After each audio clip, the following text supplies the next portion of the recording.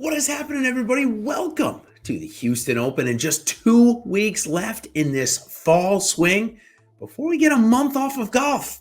I'm sure everyone's going to miss it just as much as I am, but I guess a welcomed couple weeks off as we reset for the new year. But before we do that, we're going to go to the Houston Open, played this year at Memorial Park. And yes, if you've read a couple of things this week, you've probably seen that Brooks Koepka has had a hand in the redesign of this golf course, getting it ready for a PGA Tour event.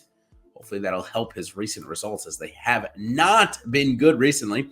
Speaking of not being good recently, well, Kevin Streelman has not been good recently. He was part of my fades last week as I go into a quick review.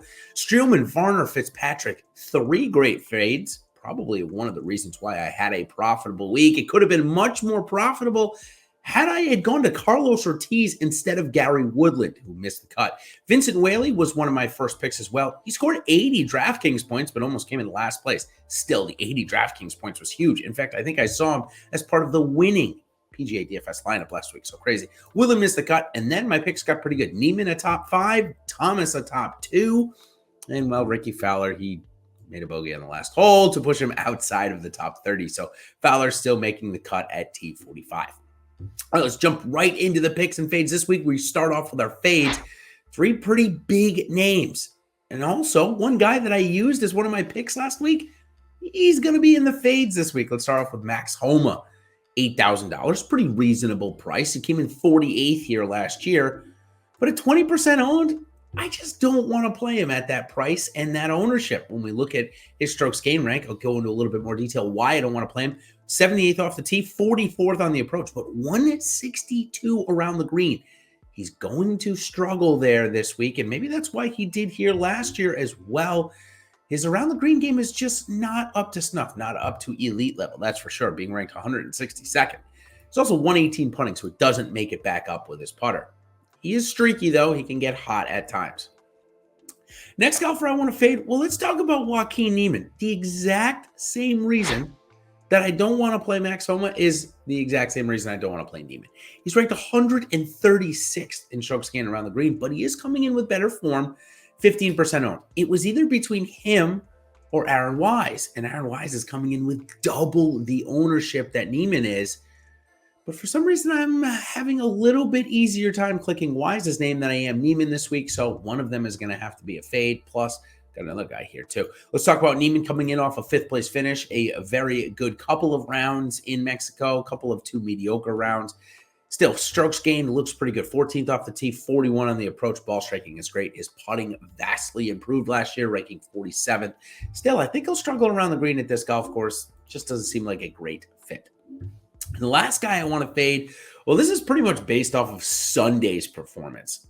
There's got to be some type of regression in Talor Gooch's form, right? I mean, the guy is playing at an elite level, put himself in a chance to win last week, but had a bad Sunday in that last final group. Coming in at 9,300 and almost 30% owned, however, I think it may be a time to fade Gooch.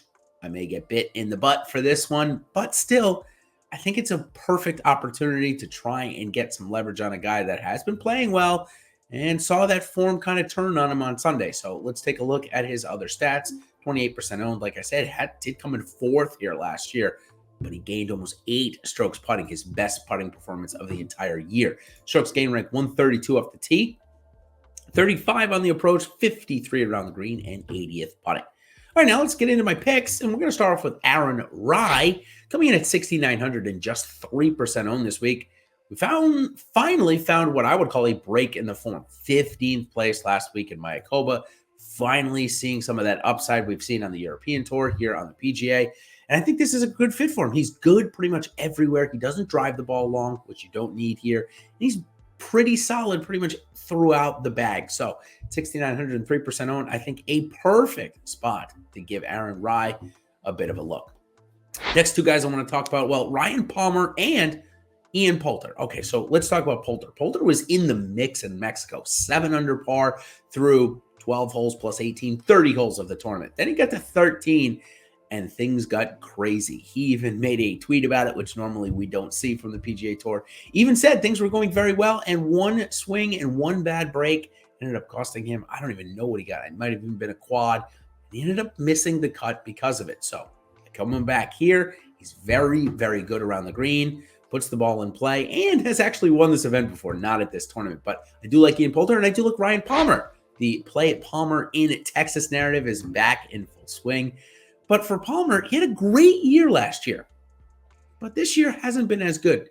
Finally, we saw some upside last week. He came in 27th, but was higher on the leaderboard for much of the tournament, and then had just a bad finish there. But still, at 7,100 and 5% owned, I think it's a great spot to pick up Ryan Palmer on the upswing. We look at his strokes gain, ranks 49th off the tee, 62 on the approach, 148 around the green, and 89 putting.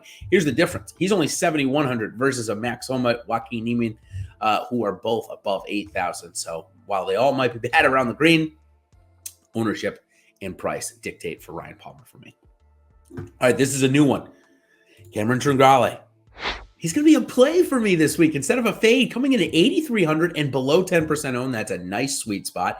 He's had a great season start to the season, and pretty much the strokes gain rank is exactly what we'd want here. He's very good on and around the green. He's very good with his approaches, and his off the tee numbers, well, they're okay. He ranked 115th last year.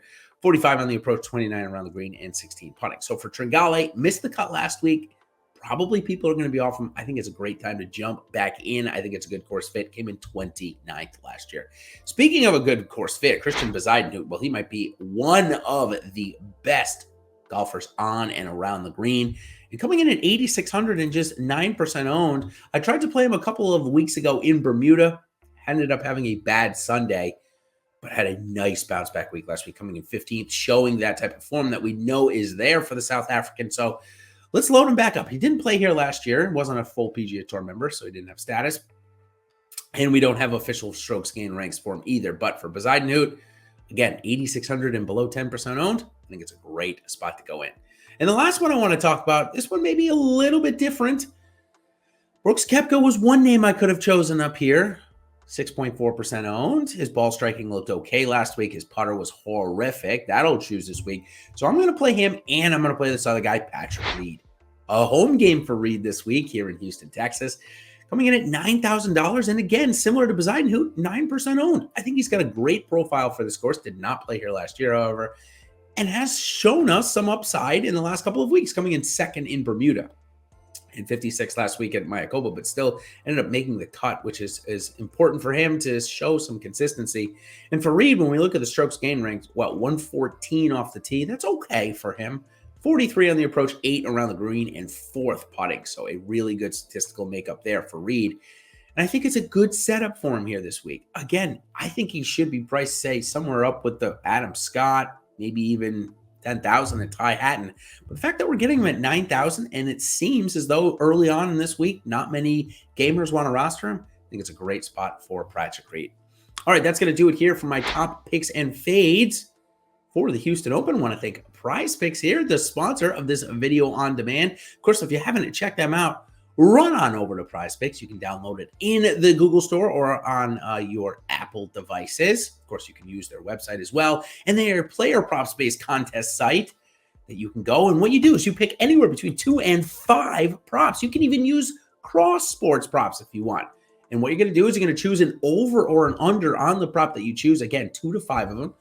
A 5-man prop parlay, if you will, 5-man prop, is going to give you almost 10x your money on over on Prize Picks. So thanks for them for the continued support. Go and check them out. Use promo code Awesemo and get $100 on your first deposit, match free. So, all right, let's go quickly on my fades. Max Homa, Joaquin Niemann, Talor Gooch, and my plays, Aaron Wright, Ryan Palmer, Cameron Tringale, Christiaan Bezuidenhout, and Patrick Reed. Okay, that will do it for us. Until next week, the last week of the fall swing, we go down to Sea Island, Georgia for the RSM Classic. So until next week, everybody, good luck at the Houston Open, and we'll see you on the other side. Cheers.